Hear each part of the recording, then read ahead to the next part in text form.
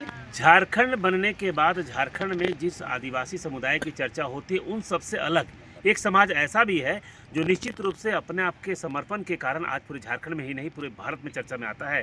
जी हम बात कर रहे हैं टाना भक्तों की बात कर रहे हैं। टाना भक्त समुदाय के लोग देख सकते हैं खड़े हैं और लगातार ये लोग अपनी समस्याओं को लेकर समानाने का चक्कर काटते हैं, लेकिन इनकी कई समस्याएं जो लंबे समय से है वो आज तक पूरी नहीं हो पाई है, जिसके कारण इनके अंदर कहीं ना कहीं रोष भी है। लेकिन चूंकि ये अहिंसा का पुजारी है इसलिए ये कभी भी अहिंसात्मक तरीके से अपने बातों को नहीं रखते हैं। हमेशा ये सत्य अहिंसा पर बात रखते हैं और उसी तरह से अपनी बातों को प्रशासन तक पहुंचाने की कोशिश करते हैं। लगातार ये लोग अपनी मांगों को लेकर प्रशासन के पास आते हैं, लेकिन इनके हाथों में बहुत हद तक वो निराशा ही लगती है, क्योंकि इनकी जो समस्या है आज भी 10 की 10 बनी हुई है। आपको जानकर आश्चर्य होगा, कुछ दिनों पहले में जब रघुवर दास की सरकार थी उस टाइम में टाना भगत गठन हुआ था, जिसके माध्यम से उम्मीद जताई जाती थी कि विकास हो पाएगा, लेकिन अब तक इनकी समस्याओं का समाधान नहीं हो पा रहा। कई तरह की बातों को सवाल खड़ा करता है। रुपेंद्र जी हमारे साथ मौजूद है, इनसे हम जानना चाहते हैं, बताइए क्या समस्या है जो अब तक समाधान नहीं हो पाई है। हमारे टाना भगत समुदाय में हम लोग के साथ में यही समस्या है।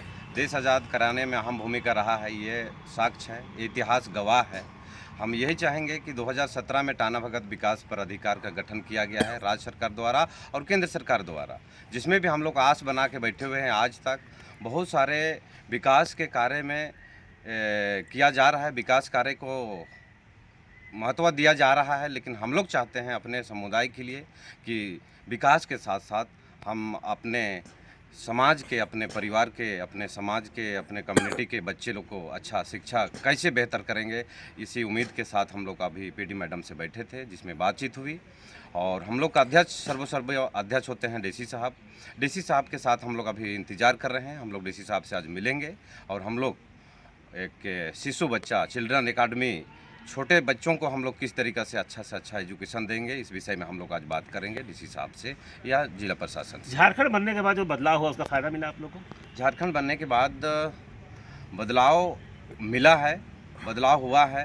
भारत देश भी आज़ाद हुआ है, लेकिन अभी तक हम लोग को सिर्फ छोटे छोटे विकास में रोड, पुल, पुलियो, ट्रैक्टर, गाय, बकरी में इस तरीक़े से हम लोग को विकास का योजना को दिखाया जा रहा है। हम लोग चाह रहे हैं कि भाई हम लोग का शिक्षा स्तर बेहतर हो, इसके लिए हम लोग कटिबद्ध हैं। और बहुत सारे हमारे महिला अध्यक्ष और हमारे राज्य प्रतिनिधि, प्रखंड अध्यक्ष, जिला अध्यक्ष सब लोग हम लोग उपस्थित हैं और हम लोग इंतजार कर रहे हैं अध्यक्ष महोदय को, डीसी साहब को, जो हम लोग इस विषय में, इस बिंदु पे हम लोग आज बात करें। कई बार तो डीसी साहब साहब मिले हैं, बहुत बार मिल रहे हैं, लेकिन ये सिर्फ कागज में दिखाया जा रहा है कि ऐसा किया जाएगा, ऐसा किया जाएगा।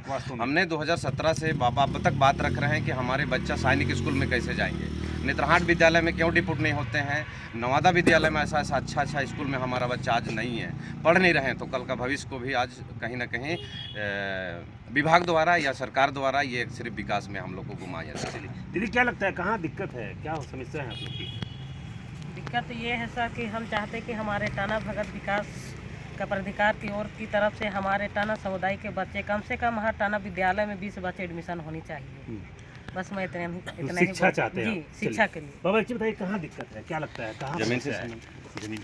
हम लोग को दिक्कत यही है कि ज़मीन संबंधित विशेष करके है, और ज़मीन में है और शिक्षा में है, ये सब सारे बहुत तरह से हैं, कमी है, समस्या समाधान नहीं हो पा रहा। समस्या समाधान नहीं हो पा रहा है। हम लोग उम्मीद करते थे झारखंड अलग होने के बाद में 17 से ही, लेकिन बताया गया कि हम लोग टाना भगत प्राधिकार के माध्यम के बारे में हम लोग नहीं जानते थे।